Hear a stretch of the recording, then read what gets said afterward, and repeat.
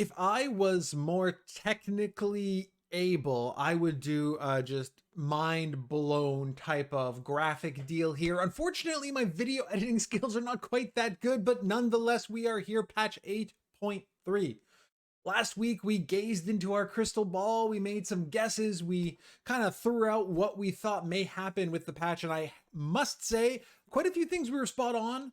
A few things we may have missed, but I'm excited to dive into 8.3, take a peek, scale it all back, compare it to what we've currently got. Nonetheless, just overall, I'm very, very excited about this.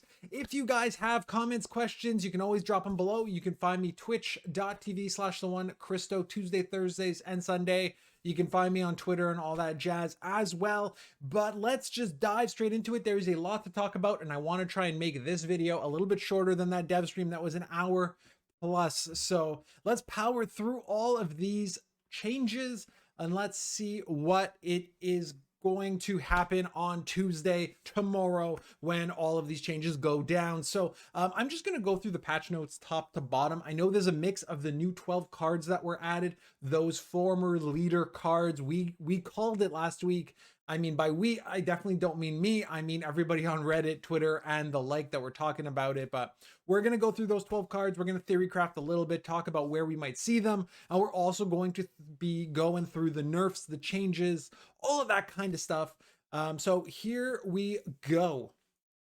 I will link all this down below if you guys want to either watch the video or check out the patch notes. It will be in the description if you have not seen them yet. First things first, from a neutral perspective, Vesemir Mentor, Adrenaline's changed from 5 to 4. Obviously, Vez is a huge piece of the NR Witcher deck that we see. It's pretty much the only place, only time he sees play. Sorry about that. The only time he sees play is in that deck. And if you look at him, moving from 5 to 4 is really interesting because what a lot of times people are trying to do when they're playing that deck is get all of their carryover out of the way in round 1. Whether they win or lose the round, it's a little bit less relevant because NR Witchers are so good either on in a short or long round. But Mentor drops with Adrenaline 5, which means you can play him with a good amount of cards left in your hand and still get out of the round even if you're behind. Changing him from 5 to 4 makes him a lot less flexible. That being said, if you drop him now, you need to have 4 cards left. That's going to be your last card before you get out in a lot of scenarios. So it's going to make Vesemir Mentor a little bit less of an automatic drop in round 1 to get that carryover. You may see Vez getting saved a little bit more often to round 3. Maybe if Keldar gets a few procs off, you might see the Mentor drop. So I like this nerf. It's not huge, but it's enough that it's a little bit more than even what you think because you have to kind of consider, how am I going to play him and get value? Is it only going to be in round 3? Are we going deep into round 1? What does that look like?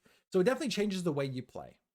Now let's jump into Dettlaff. So new card, Dettlaff, some vamp support. Spawn Blood Moon on an enemy row for 1 turn. Increase the duration by 1 for every adjacent vampire. So you get a max of 3 turns if you play him between 2 vamps.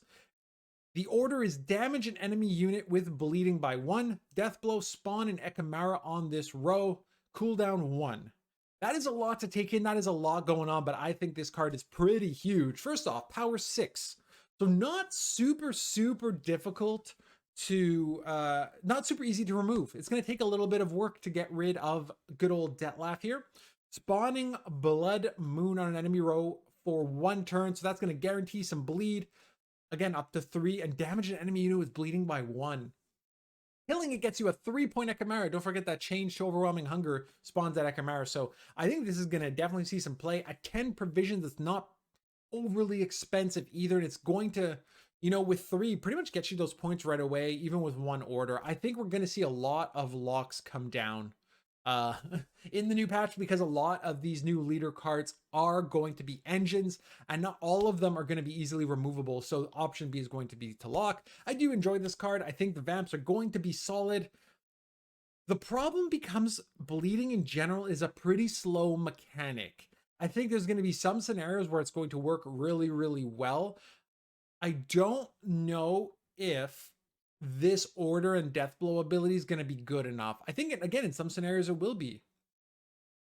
But you know, like we're thinking something like Nature's Gift that spawns a lot of trance, but those are going to get buffed with, you've got vitality options, you've got purify options. It's going to be a bit weird and awkward to pull off. I still think it's going to be good, but I don't think that order is going to kill a ton of dudes. I think it will provide value though. Don't forget, you're dropping this 6 for 10. You get Blood Moon for, let's say, 3 turns if you play it between 2 vamps. You only need to get this off once or twice to feel really, really good about this card. Killing any one thing is going to be huge. So I do expect there to be a heck of a lot of red going on once Detlef comes down. Unseen Elder, give 4 bleeding to an enemy unit. At the end of your turn, give bleeding 2 to a random enemy without bleeding. And then Devotion, bleeding enemy units trigger on your turn as well, so they double up. I think this is a must-have card. At 12 provisions, it gets expensive. At 5 power, it's pretty easily removed. Now, the reason I think this is so important, first off, I love that they're reintroducing Devotion. Just about every faction got one Devotion-based leader or legendary card. I haven't mentioned it yet, but these legendary cards are going to be included in the base set, so you'll find them in faction kegs and you'll find them in ultimate kegs. But the bleeding here, the Devotion is going to be important because giving 4 bleeding, then giving 2 more bleeding, as an example, at the end of every turn, means he must be removed or locked, otherwise you're in a heap of trouble. And the Devotion allows you to double proc that bleeding. Without that double proc of bleeding, I think that the bleeding dudes are going to be a little bit too slow. Now you're doing it, you're doubling it up. So if you're adding 4 plus 2, you can't wait 6 turns. If you have Blood Moon plus giving 4 bleeding, you can't wait that long for the bleeding to take effect. You may also not have that many turns left for the bleeding to take effect. So doubling the speed of it is going to be huge.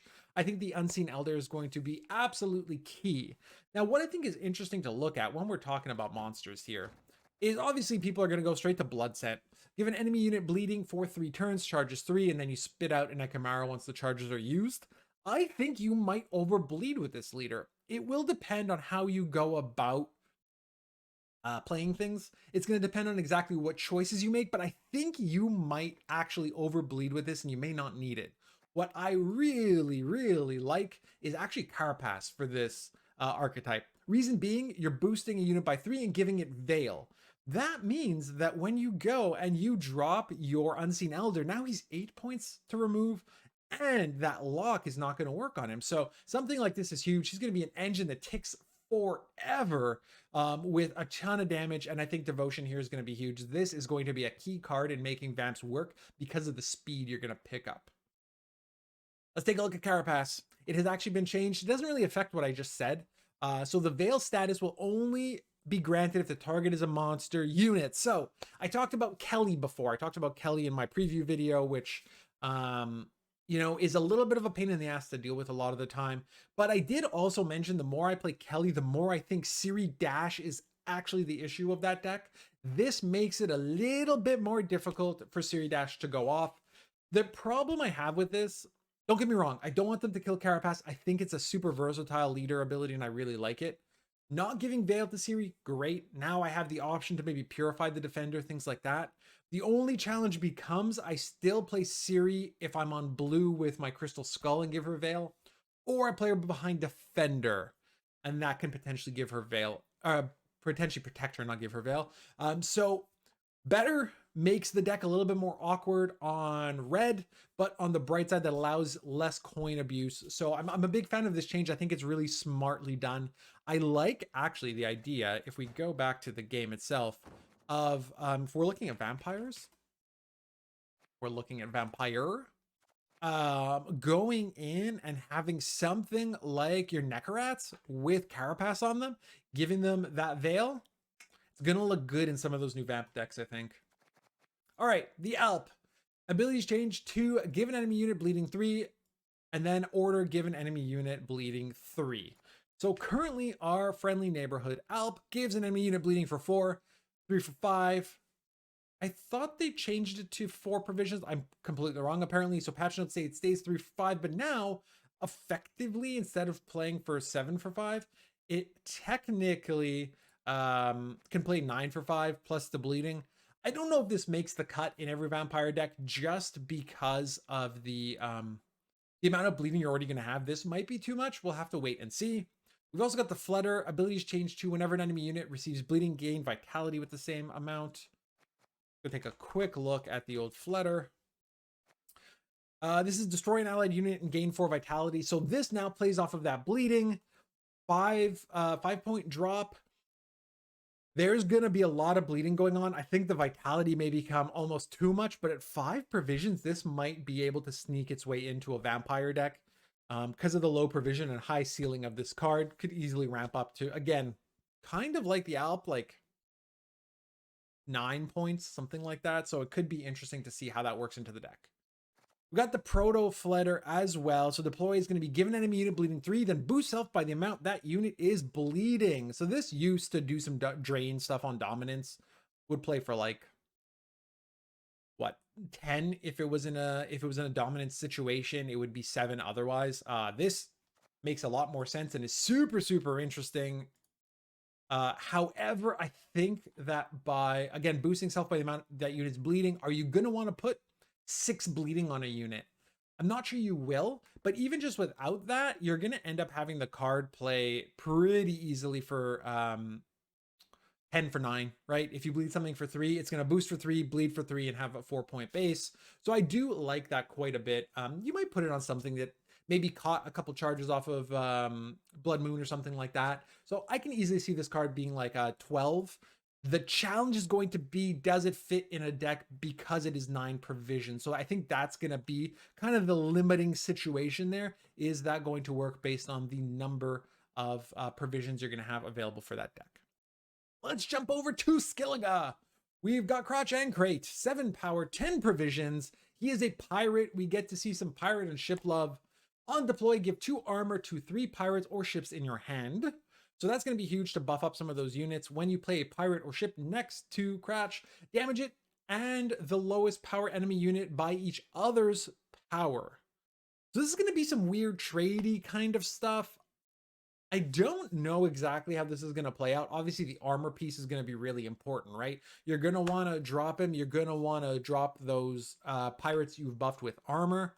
You're going to want to go and maybe drop a protector next to him. Like if we look at pirates real quick, you're going to have some interesting stuff if we're looking at SK pirates. For the record, you're going to have things like the Ancrate Raider. I mean, if you go the Devotion, not even Devotion actually, because you've got Veteran here, you're going to have a 7-point Invader. You're going to have some interesting stuff drop, and they have boosted a few. You're going to really have the ability to now drop some with armor and start doing some damage. So Bloodthirst, for example, is going to happen real quickly. So that could be some synergistic piece. I'm not super comfortable with boats. I've not played a lot of pirate things, but you know, you see the long ships, you see both the long ships, and you know that these are things that will potentially see play, including our favorite Wild Boar of the Sea. So pirates and ships could very well be probably like a tier 3 deck, but I think there could be a lot of fun. So I'm curious to see how this plays out. Now, Iced. 3 power, 11 provisions. He's got the veteran tag, so that's 5 power. By round 3, deploy Bloodthirst 2. Draw a card, then discard a card. Whenever you discard a Skellige unit during your turn, summon it from your graveyard to this row.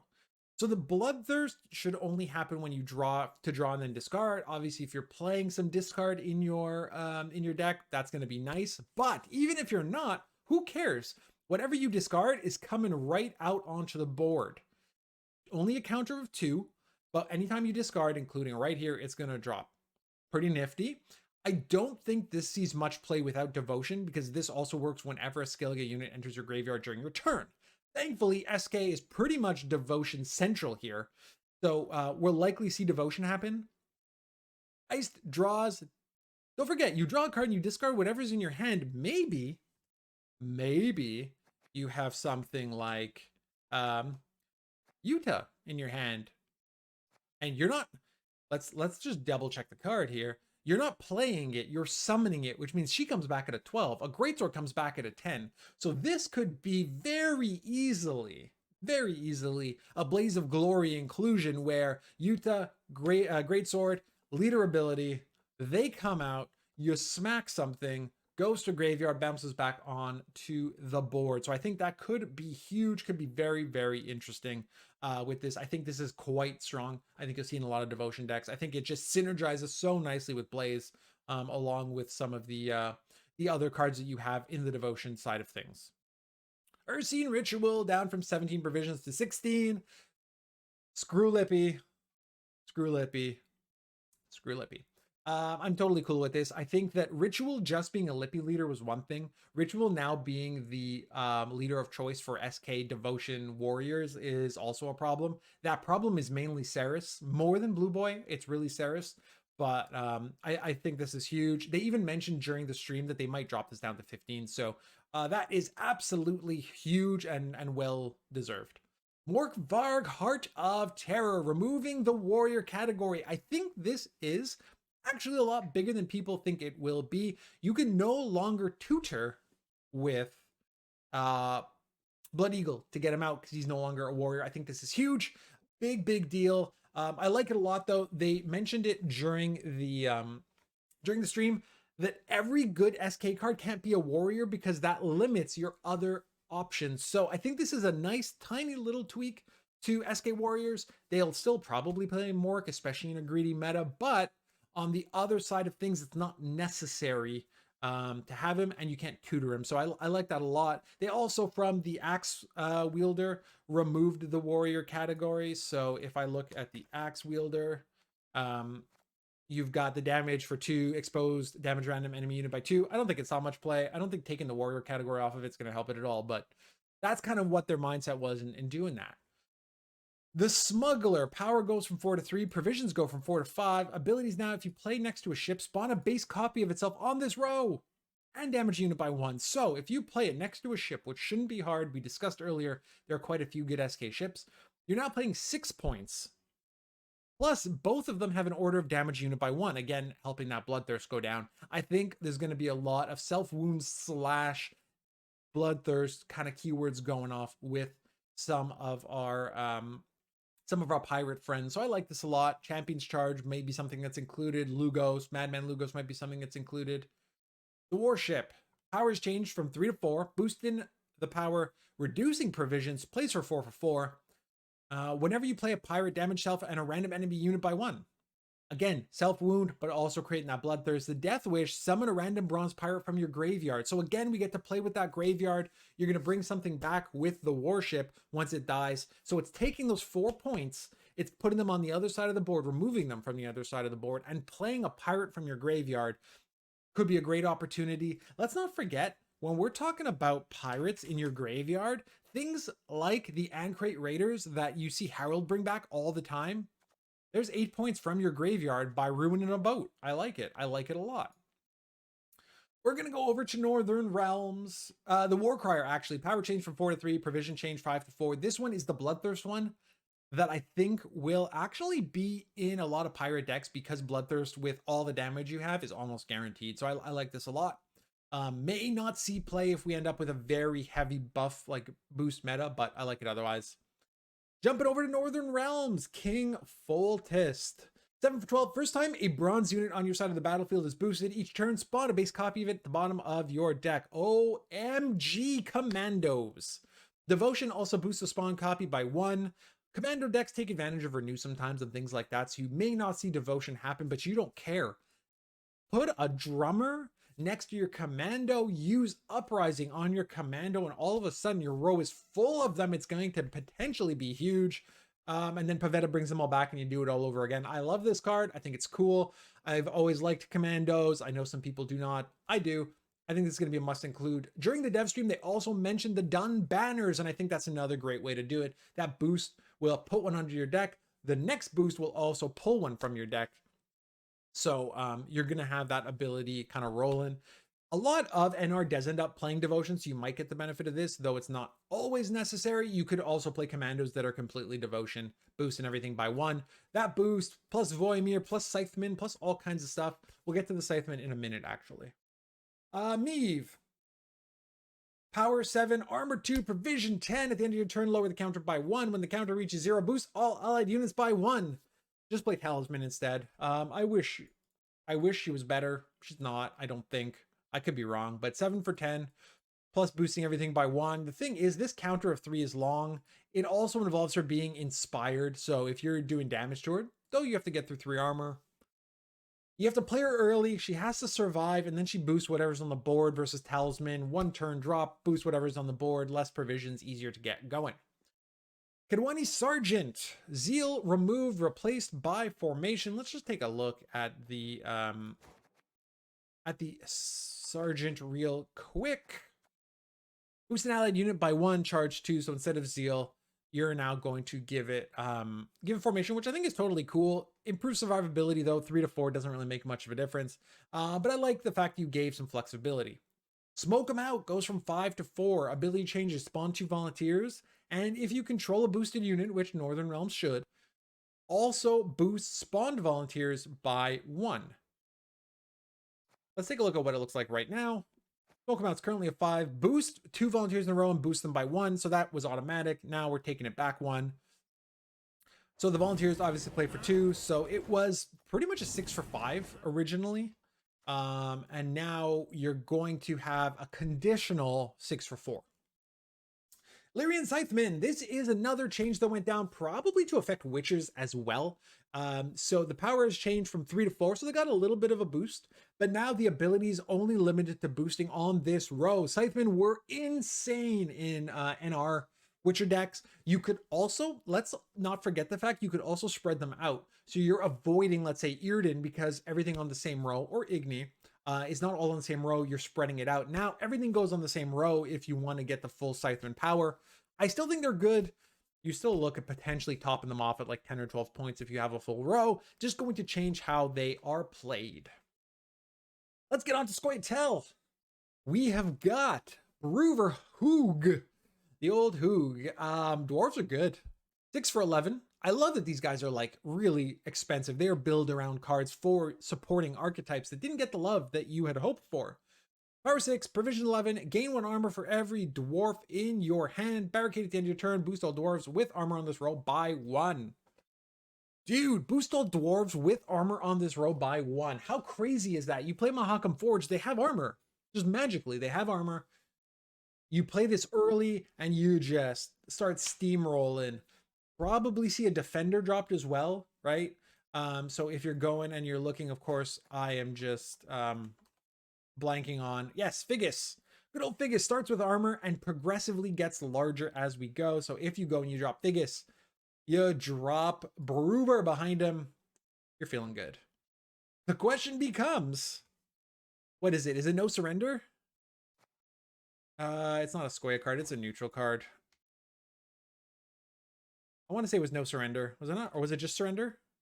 Just surrender. Remove 2 armor from all units in a row and damage them by 2. Maybe that makes a comeback to deal with our dwarvy dwarves, but they have points. They're going to be decent.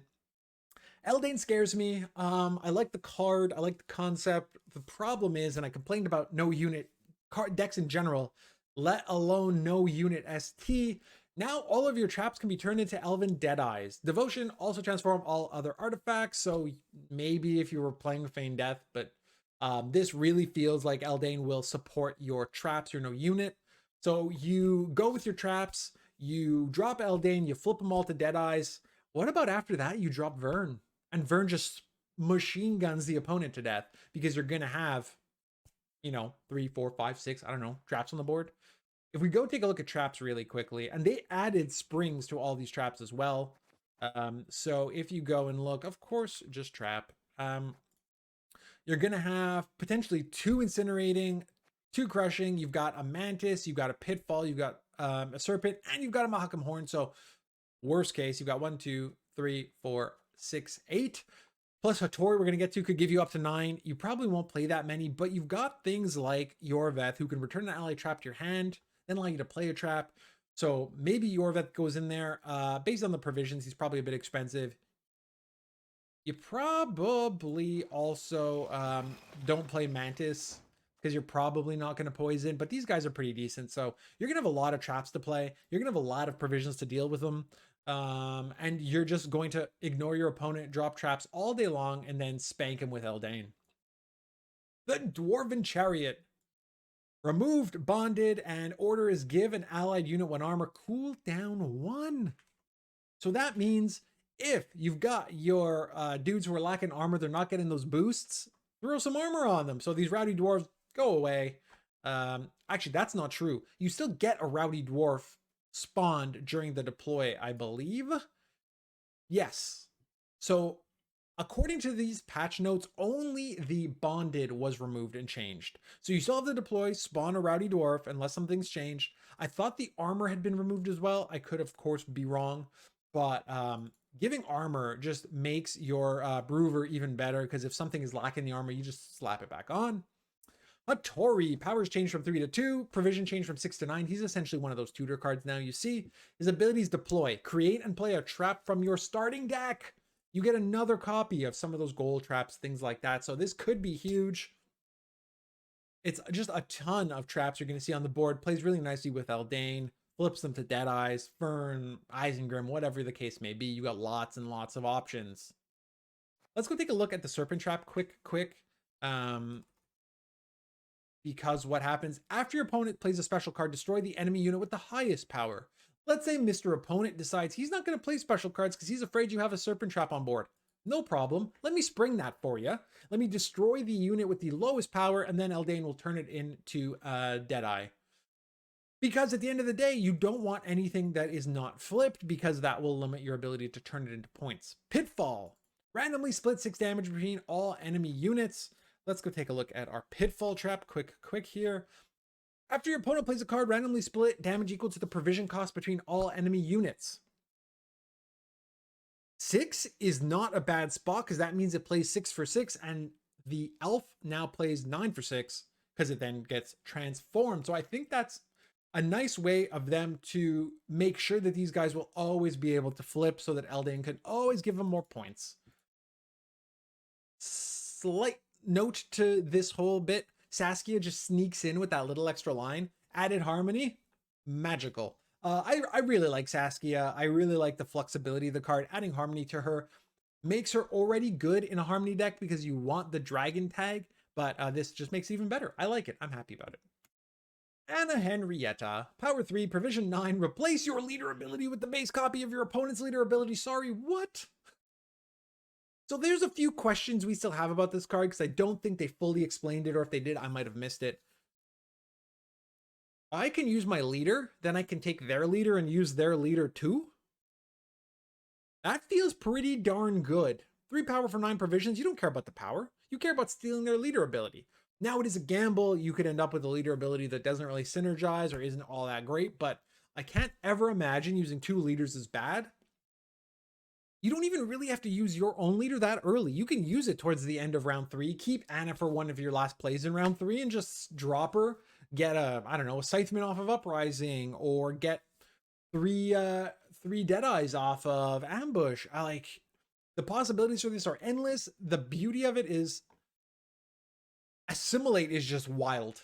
Assimilate is wild, depending again on kind of how that works, or which cards you get, or which leader you get. Could be huge in an Assimilate deck. Super interesting. Oh, Emir. Power 7, provisions 11, draw a card, then move a card from your hand on the bottom of your deck. So just a little bit of cycling. Whenever your opponent plays a unit, give it spying. Holy crap. Devotion at the end of your turn sees a random 1 power spying unit. Holy crap. Talk about spies. Let's look at something real quick. Remember these guys, Empire Enforcers, that they had to nerf, tweak, change often? Whenever an enemy unit gains spying, so every time they play a card, it gets spying. Every unit they play boosts this guy. Plus, when you play a spy that you can then steal back later, wow. That's huge. Boost self by 1 for every enemy spying unit. Whenever an enemy gains spying, boost self by 1. Hello, aristocrats. Those are going to be 2 solid cards. Plus coup. Free coup on whatever you want, because they are all spying, and give you a copy of it. So this guy is wacky. Spies are going to be pretty crazy. I'm going to skip ahead just quickly, because I think False Siri is very relevant here. So they added an aristocrat strategy category. Power change from 5 to 4. Provision change from 7 to 6. Boost all allied agents by 1. So going back up here, if you're using the devotion for Emir and you're pulling back all the spying units, now you're boosting them all by 1. What? Could be good. Spying swarms. I like it. Just don't overswarm with a bunch of 1 power units. That's my one thing that holds me back about this card. A 1 power spying unit that you constantly season and boost to 2 is like, it's weird. You might just rather fill their board with a bunch of spies and not seize them back. Like, I'm not sure the devotion is that important, but this stuff is wonky with everything you've got. Oh, poor lockdown. Provision change from 10 to 13. Disable opponent's leader ability for the duration of this round. So I think this is interesting.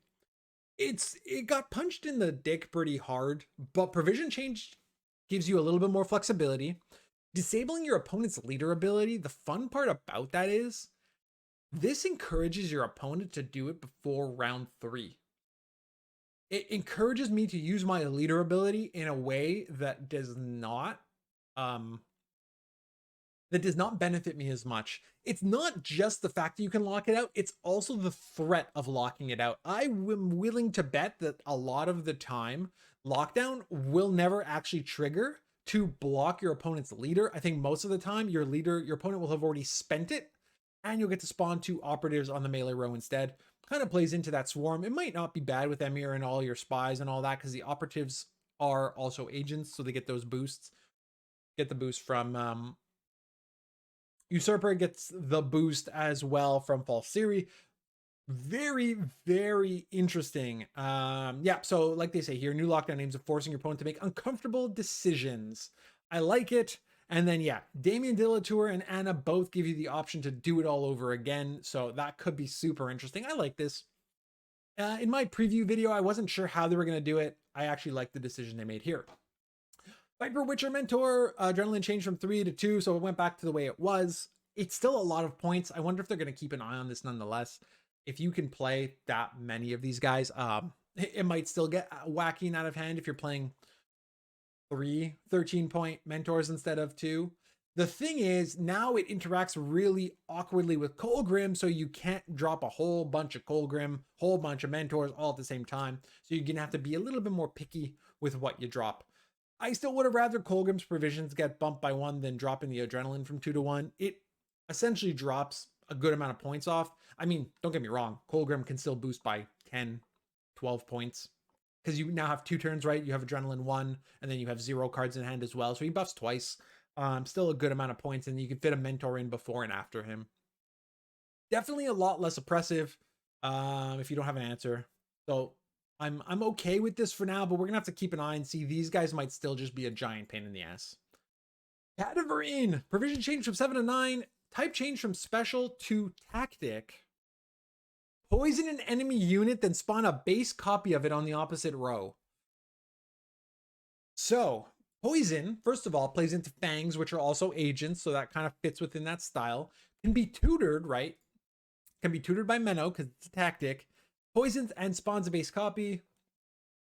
Even if you don't poison the unit to kill it, you just poison it to copy it. I'll just take a copy of your Gezrus. Thank you very much. But yeah, this is huge. In Assimilate decks, huge. So I like this a lot.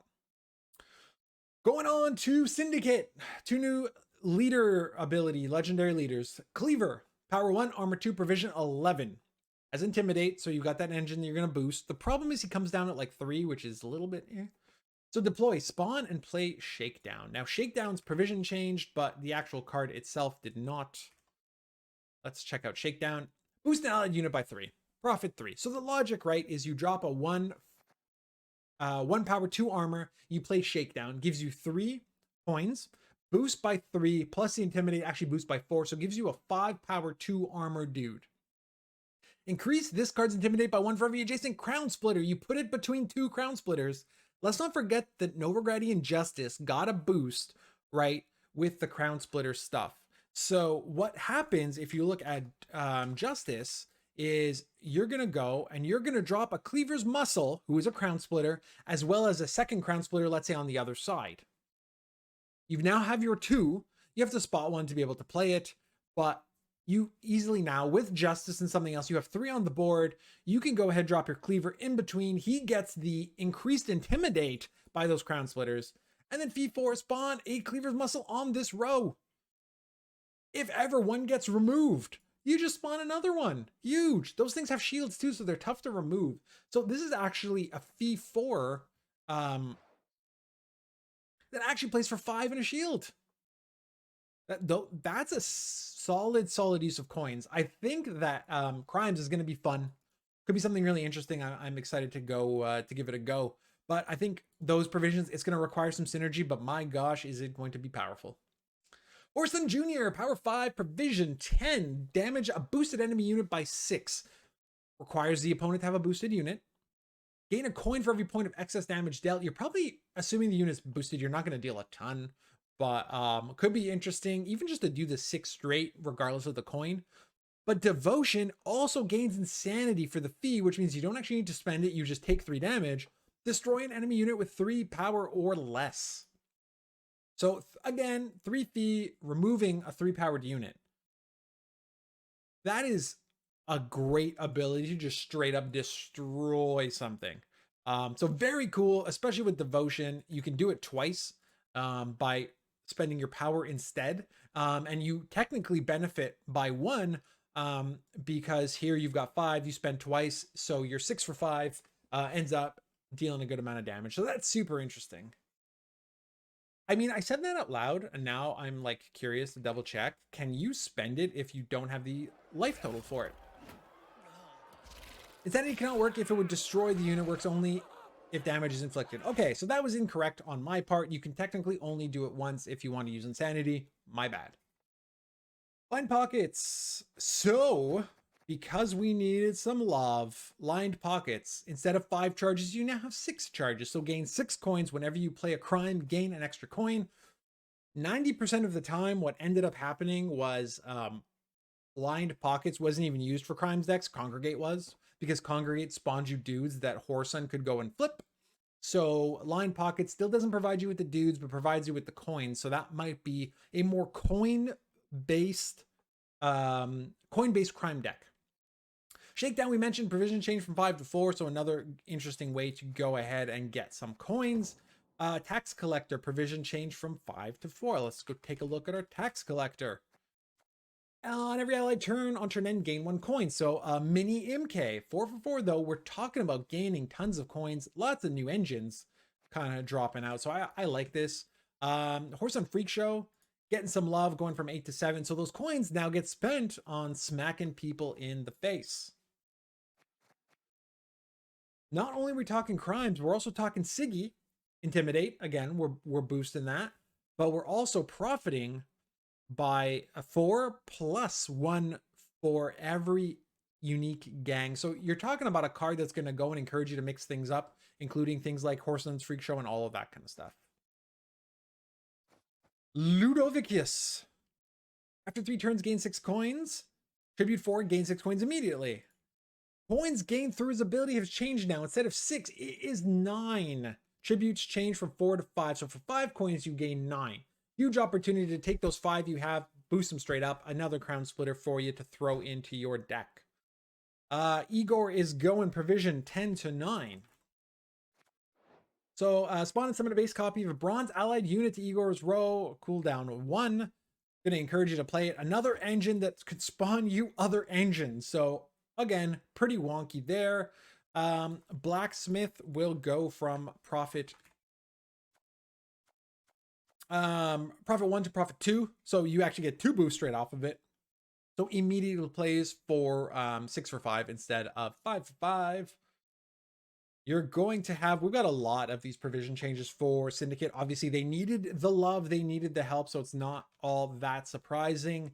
The Oxenfurt Naturalist, profit 2, fee is 1. The Naturalist provisions going from 5 to 4, so give an allied unit vitality for 1 turn.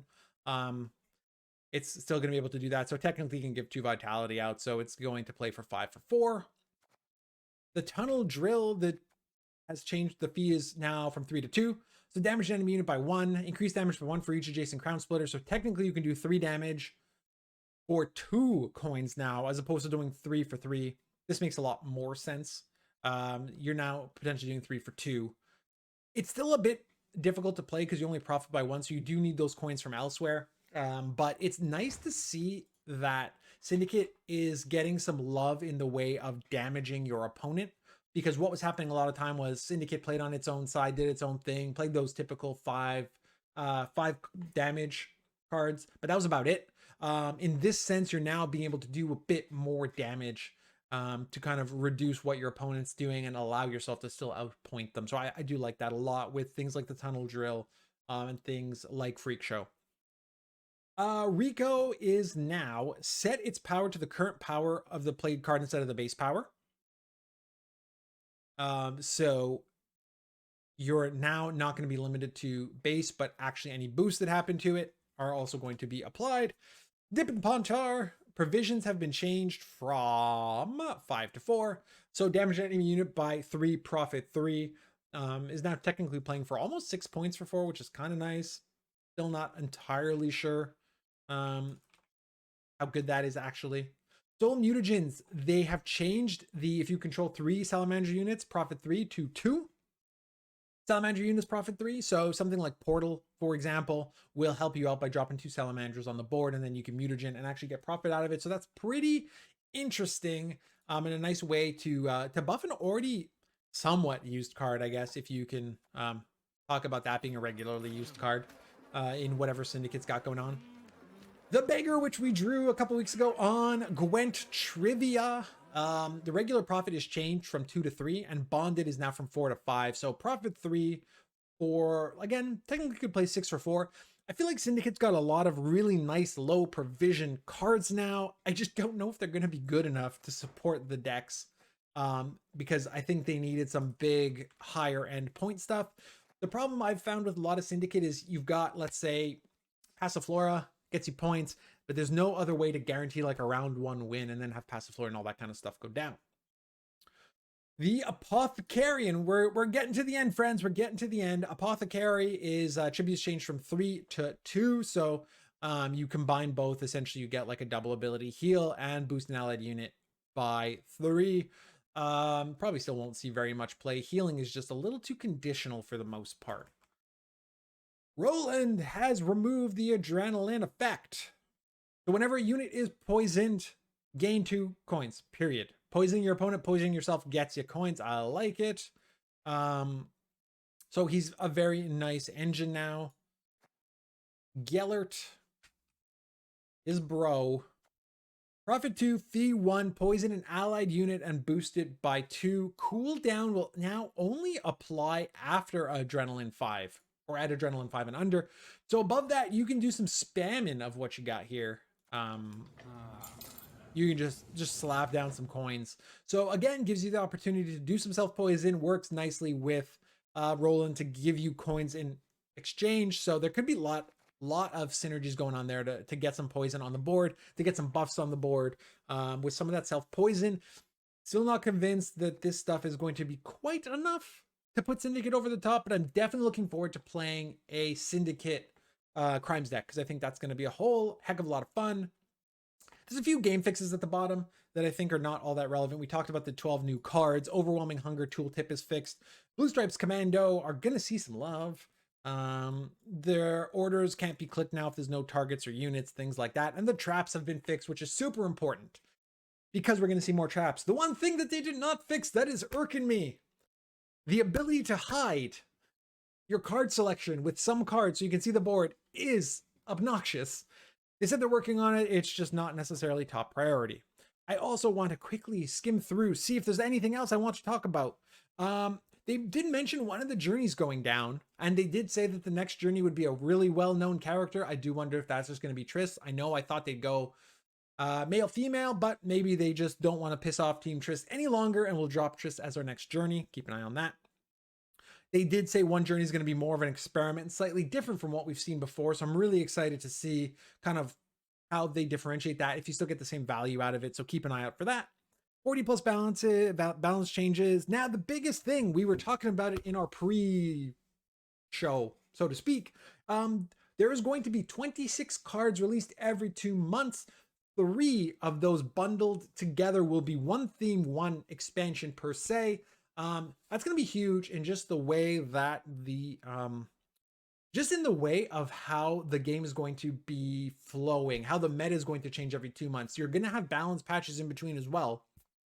But this should guarantee an absolute maximum of 2 months of quote unquote stagnant or same meta before new cards get introduced and shake that up. So I think that is the best news out of this whole expansion, out of this whole patch. Sorry, feels like an expansion with the 12 new cards. Huge changes and huge changes going forward with everything that's going to go on. So I'm really excited to see that. That's pretty much it for everything they covered. There was a ton. I tried to keep this video as concise as possible, but I know I ramble. So 45 minutes in and I'm going to call it quits. Let me know what you think. Let me know if you agree or disagree. Comments below. Twitch, Twitter, and Discord. You can find me all of those places. And I will see you next time in Christo's Cafe. Oh, what a lovely tea party.